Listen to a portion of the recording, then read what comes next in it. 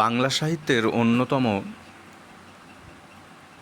দুই দিকপাল মানুষ, একজন কবি শ্রী মধুসূদন দত্ত এবং অন্যজন পণ্ডিত প্রবর ঈশ্বরচন্দ্র বিদ্যাসাগর মহাশয়। এদের মধ্যে ঈশ্বরচন্দ্র বিদ্যাসাগর মহাশয়ের ব্যাপ্তি সমাজ, রাষ্ট্র, শিক্ষা সর্বতোভাবেই এক অতুলনীয়। আজকের আমাদের আলোচ্য বিষয় হচ্ছে মধুসূদন রচিত বিদ্যাসাগর মহাশয়কে উৎসর্গকৃত যে কবিতা, সেই কবিতা। মাইকেল মধুসূদন দত্ত ঈশ্বরচন্দ্র বিদ্যাসাগর মহাশয়কে নিয়ে দুটি কবিতা আমরা পাই। সেই দুটি কবিতার মধ্যে একটি হলো নানা কবিতা কাব্যগ্রন্থের অন্তর্গত পণ্ডিত বর শ্রীযুক্ত ঈশ্বরচন্দ্র বিদ্যাসাগর নামে, যেটি বিদ্যাসাগর মহাশয়ের অসুস্থতার খবর পেয়ে মধুসূদন দত্তের যে মানসিক অবস্থা সেটি সেই কবিতার মধ্যে ব্যক্ত হয়েছে। যার শুরুটা ছিল এরকম: শুনেছি লোকের মুখে পীড়িত আপনি হে ঈশ্বরচন্দ্র। আর আমাদের আজকের আলোচ্য কবিতা, যেটি ঈশ্বরচন্দ্র বিদ্যাসাগর নামে, যেটি চতুর্দশপদী কবিতা বলি, অর্থাৎ সনেট জাতীয় যে কবিতা, 14 অক্ষর 14 মাত্রার 14টি পদ নিয়ে যে কবিতা, সেই কবিতার অন্তর্গত, সেই কাব্যগ্রন্থের অন্তর্গত ঈশ্বরচন্দ্র বিদ্যাসাগর। তো চতুর্দশপদী কবিতা বলি, বাংলা সাহিত্যে মধুসূদন দত্ত যেমন এক বিস্ময়কর প্রতিভা, তেমনি তার কাব্যগুণের যে বিভিন্ন স্টাইল, সেই শৈলীর যে নানান রকমের প্রয়োগ বাংলা সাহিত্যে তিনি করেছেন। সমালোচকেরা বলেন যে তিনি যেন কাব্য সরস্বতীর ঘুম ভাঙিয়েছেন। অর্থাৎ ওই যে সমিল প্রবহমানতা, কাশিরাম দাস কহে শুনে পুণ্যবান, মানে ওই মহাভারতের কথা অমৃত সমান, কাশিরাম দাস কহে শুনে পুণ্যবান, মানে এই জাতীয় যে একটা পাঁচালির ছন্দের যে ব্যাপার ছিল, একঘেয়েমি সুর, একদম লাইনের শেষে এসে মেলা। তো এই জায়গা থেকে সরে এসে তিনি বাংলা সাহিত্যে এক অনন্য ছন্দ বৈশিষ্ট্য এনে হাজির করলেন। সেটি ছিল অমিত্রাক্ষর ছন্দ, অর্থাৎ সমিল প্রবহমানতা। লাইনকে পংক্তির শেষে যে না থেমে গতানুগতিকভাবে তার ভাব যেখানে শেষ হচ্ছে সেখানে যে লাইন থামা। এখন পংক্তির শেষে হয়তো চরণে চরণে তার মিল থাকছে, কিন্তু ভাবযতি পড়ছে লাইন ডিঙিয়ে যে, এইখানেই সমিল প্রবহমানতার প্রয়োগ। তো এই সমিল প্রবহমানতার একটি অনন্য নিদর্শন এই ঈশ্বরচন্দ্র বিদ্যাসাগর কবিতাটিও। এ তো গেল মধুসূদন দত্তের কাব্য বৈশিষ্ট্য বা এই কবিতাটির কাব্য বৈশিষ্ট্যের কথা। এছাড়া এবার আসি, কেনই বা বিদ্যাসাগর মহাশয়কে নিয়ে মধুসূদন লিখতে গেলেন, মানে তার অসুস্থতার খবরে তিনি চিন্তিত, তাকে নিয়ে স্তুতি বা বন্দনা লিখছেন। হ্যাঁ, এক্ষেত্রে বলে রাখা ভালো, চতুর্দশপদী কবিতাবলীর মধ্যে তো আরও অন্যান্য কবিদেরও বন্দনা রয়েছে। যেমন ভিক্টর হুগো সম্পর্কে লিখছেন আলফ্রেড টেনিসন সম্পর্কে লিখছেন, বা সংস্কৃত সাহিত্যের বিভিন্ন পুরাণ, উপকথা বা পৌরাণিক চরিত্র সম্পর্কে লিখছেন। তো সেগুলো তো তার এক মনের মানসিকতার যে নিদর্শন। সেক্ষেত্রে বিদ্যাসাগরের সঙ্গে তার মানসিক সম্পর্ক কী? এবং বলে রাখা ভালো, মধুসূদন দত্ত বাংলা সাহিত্যের সার্থক গীতিকবি।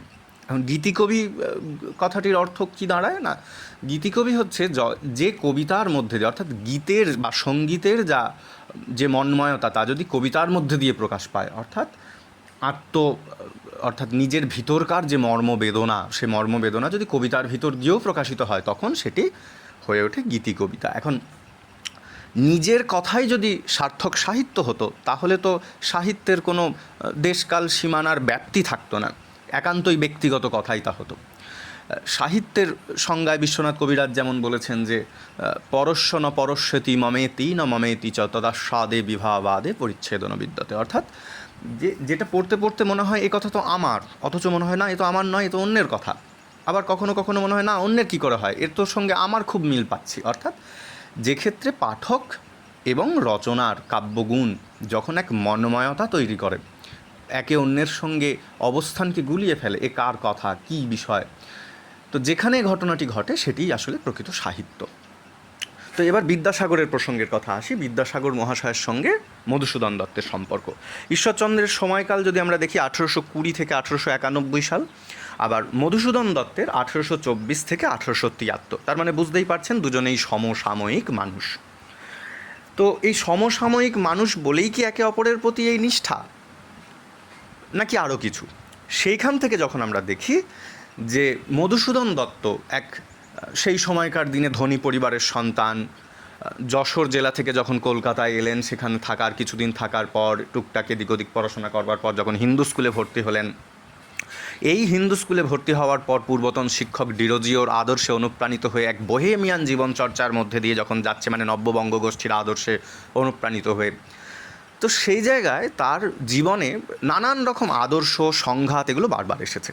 তার বিলাসী জীবনযাপন, তো তার মেধা তার একটা অন্যদিক, আর তার নিজস্ব ব্যক্তিগত জীবনযাপন আর একটা অন্যদিক, অর্থাৎ একই মানুষের দুটি আলাদা আলাদা দিক। এই দুটি দিকের মধ্যেই মধুসূদন দত্তের সঙ্গে বিদ্যাসাগরের সম্পর্কটা দ্বিমুখী। কীরকমভাবে দ্বিমুখী?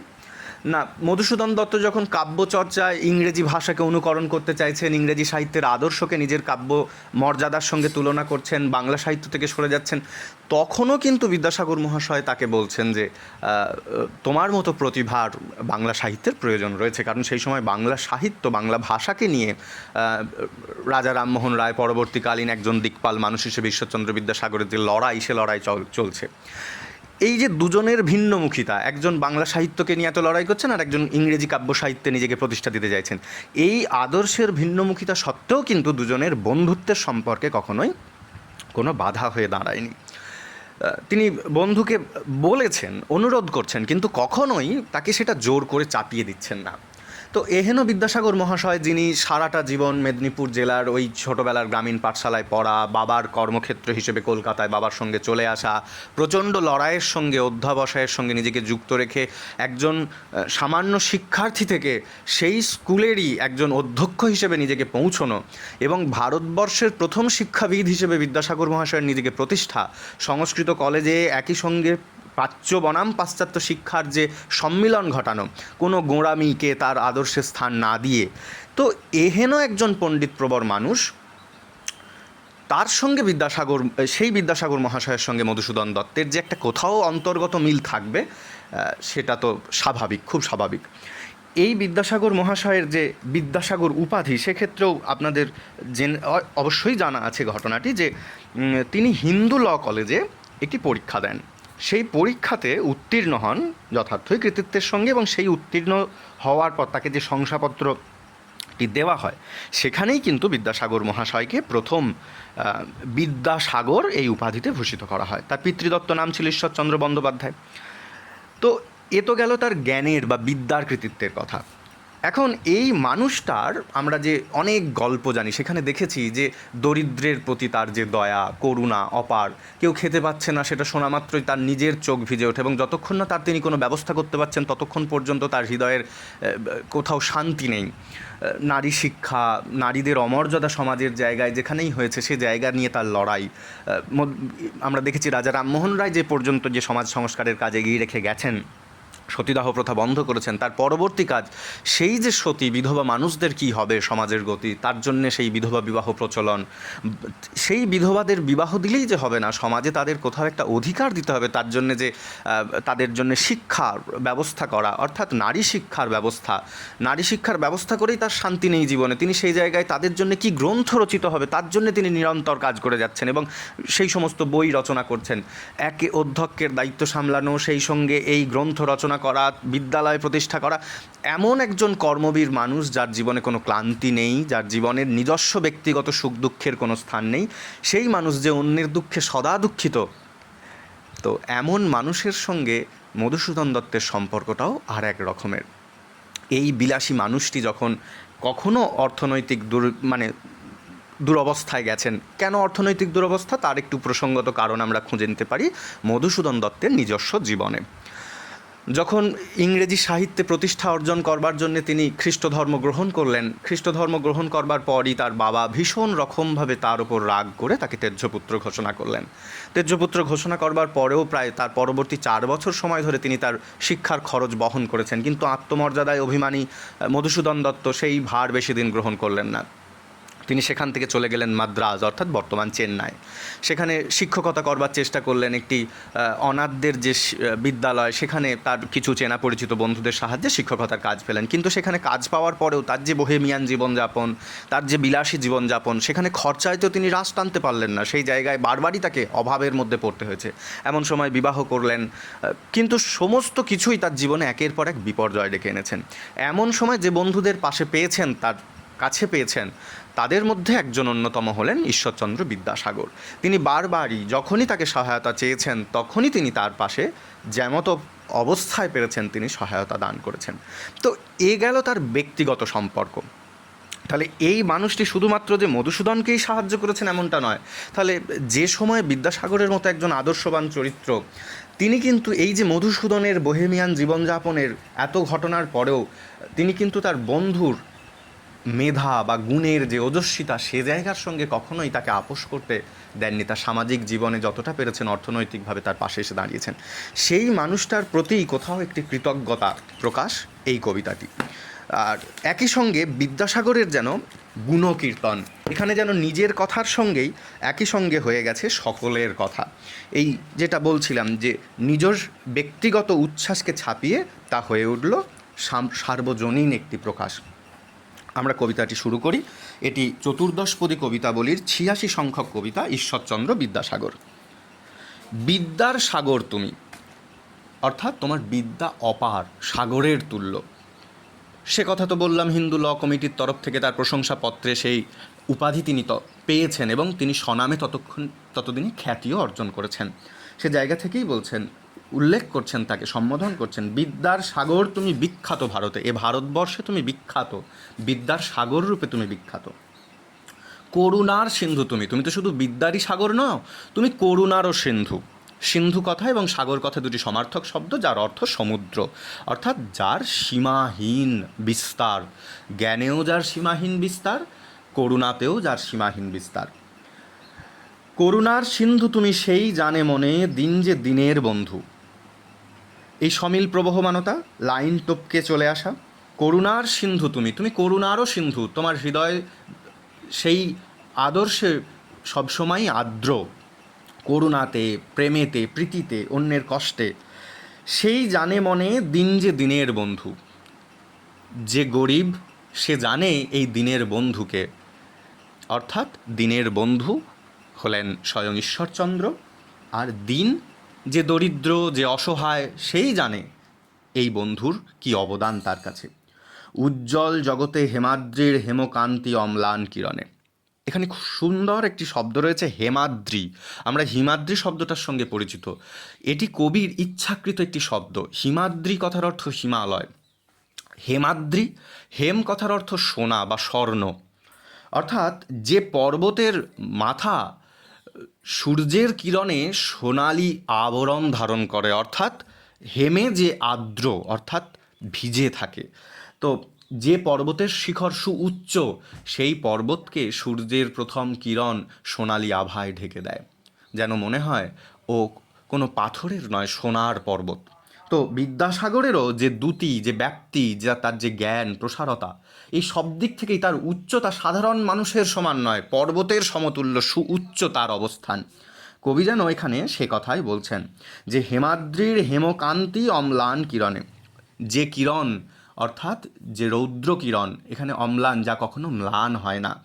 বিদ্যাসাগর এর মতো মানুষ, তিনিও যেন এই উজ্জ্বল করে তুলছেন এ জগৎকে, কি দিয়ে না, হেমাদ্রির যেরকম হেমকান্তি, তার সোনার শরীর, তার সোনার দেহ, তার থেকে যেরকম উজ্জ্বল কিরণ প্রতিভাত হয়, অম্লান কিরণ, যাতে গোটা পৃথিবী আলোকিত হয়ে ওঠে, তেমনি তোমার দ্বারাও এই জগৎ জ্ঞানের আলোয় আলোকিত হয়ে উঠছে।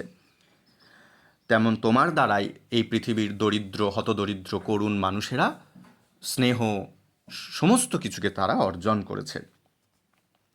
কিন্তু ভাগ্য বলে পেয়ে সে মহাপর্বতে যে জন আশ্রয় লয় সুবর্ণচরণে। এই কিন্তুটি একটি খুবই সুন্দর একটি অব্যয় পদ, যেখানে একটি সংশয় তৈরি করে, অর্থাৎ যে এই ধরনের মানুষের, এই বিশাল মানুষের আশ্রয় পেয়েও শুধুমাত্র স্বর্ণ বা অর্থের আশ্রয়ে আশ্রিত হয়, সে তো ভাগ্য বলে তাকে পেয়েও তার মূল্যকে উপলব্ধি করবার সে যোগ্যতা অর্জন করে না। তো সে জায়গা থেকে বলছেন, কিন্তু ভাগ্য বলে পেয়ে সে মহাপর্বতে যে জন আশ্রয় লয় সুবর্ণ চরণে, সুবর্ণের চরণে আশ্রয় নেয়, সেই পর্বতের যদি কেউ আশ্রিত হতে পারে তখন কি হয়, সেই জানে কত গুণ ধরে কত মতে গিরিশ। অর্থাৎ এই পর্বত শ্রেষ্ঠ, গিরিযুক্ত ঈশকতার অর্থ শ্রেষ্ঠ, পর্বতের মধ্যে যে শ্রেষ্ঠ, যে আশ্রয় পেয়েছে সেই পর্বতে, সেই জানে যে সেই পর্বতের কত মহাগুণ, কি সেবা তার সে সুখ সদনে, সেই আশ্রয়ের যে কি সুখ, সেই সেবা সদনের যে কি সুখ যে আশ্রয় পেয়েছে সেই জানে। দানে বাড়ি নদীরূপ বিমলা কিঙ্করী, নদী যেন তাকে তার দাসী রূপে শীতল পরিচ্ছন্ন জল দান করে। যোগায় অমৃত ফল পরম আদরে দীর্ঘ শিরতরুদল দাস রূপধরি। সেই পর্বতে আশ্রিত বৃক্ষরা তাকে দাসের মতো সেবাদান করে, তাদের ফল প্রদান করে। পরিমলে ফুল ও কুল ও দশ ও দিশি ভরে, সুন্দর বাতাসে, মধু গন্ধে, পরিমলে সমস্ত ফুল, ফুলের দল, গাছেরা চতুর্দিক 10 দিক, দিশ কথার অর্থ দিক, ভরিয়া তোলে। দিবসে শীতল শাসী ছায়া বনেশ্বরী, দিনের বেলায় ওই বিশাল বিশাল বৃক্ষ সেখানে সুশীতল ছায়া দান করে। বনেশ্বরী বৃক্ষদের ঈশ্বর স্থানীয়, নিশায় সুশান্ত নিদ্রা ক্লান্তি দূর করে। রাত্রের সময় এই আশ্রয়ে আশ্রিত মানুষেরা শীতল ক্লান্তি দূর করা অবস্থায় তাদের সুনিদ্রা গ্রহণ করতে পারে। অর্থাৎ এখানে যদি আমরা খেয়াল করি, এই কবিতাটিও 14 মাত্রার কবিতা, 14 লাইনের কবিতা, এবং প্রথম 8 লাইনে রয়েছে বিদ্যাসাগরকে হিমালয়ের সঙ্গে তুলনা, আর দ্বিতীয় যে 6টি লাইন মানে সেটিকে ভাগ করা নেই, সমস্ত 14 লাইনই একসঙ্গে থাকলেও প্রথম 8 লাইনের মধ্যে রয়েছে বিদ্যাসাগরকে হিমালয়ের সঙ্গে তুলনা, হেমকান্তি পর্বতের সঙ্গে তুলনা, এবং তার কারণ, এবং শেষ 6 লাইনের মধ্যে রয়েছে হিমালয়ের গুণের সঙ্গে তার গুণের সাদৃশ্য স্থাপনা, অর্থাৎ মিল তৈরি করা। যেমনভাবে এক মহান পর্বত সমস্ত কিছু দান করে, তার নদীরা শীতল বাড়ি দান করে, বৃক্ষেরা ফল দান করে, ছায়া দান করে, আশ্রয় দান করে, পথিকের ক্লান্তি দূরকারী তাকে নিদ্রা এবং শান্তি দান করে, সেরকমভাবে বিদ্যাসাগর মহাশয়ের মতো বিশাল পর্বতে যে দীন দরিদ্র অসহায় মানুষ আশ্রয় পেয়েছে, তারাই জানে তার সেই গুণ বা গুরুত্বের কথা। এইভাবেই কবি মধুসূদন মহান পুরুষ ঈশ্বরচন্দ্র বিদ্যাসাগরের প্রতি তার কৃতজ্ঞতা জ্ঞাপন করেছেন এই কবিতার মধ্যে দিয়ে।